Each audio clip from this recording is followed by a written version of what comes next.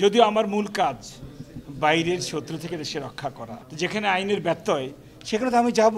তাদেরকে চিহ্নিত করার জন্য আমার একটু হেল্প প্রয়োজন ছিল এবং আজকে খুব সানন্দে এই দুটো দলের যারা কর্ণধার তারা এসছেন, এসে তাদেরকে নিয়েও এসছেন এবং তারা বুঝতে পেরেছে যে তারা কাজটা ভালো করেনি।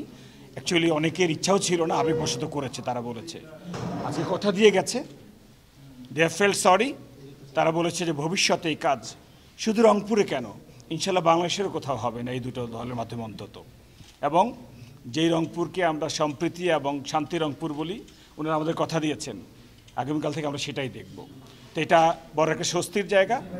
আমরা আপনাদের বন্ধু, আপনাদের গর্বের জায়গা, আমাদেরকে সেই জায়গাটাতেই রাখবেন। তখনই আমাদেরকে আপনারা দেখবেন একটু কঠোরভাবে, যখন আপনি নিয়মের ব্যত্যয় করবেন। বিএনপি এবং এনসিপির কর্ণধাররা এসে আমাদেরকে বলেছেন এবং একটা সুন্দর একসঙ্গে চলার একটা সুন্দর সম্পর্কই আসলে কাম্য, এবং এটার মাধ্যমে আমি আশা করি রংপুরবাসী অনেক উপকৃত হবে। তো যেখানে আইনের ব্যত্যয় সেখানে তো আমি যাব। সো আমার তো কিছু টুলস প্রয়োজন, ইনারাও কিন্তু আমার টুলস।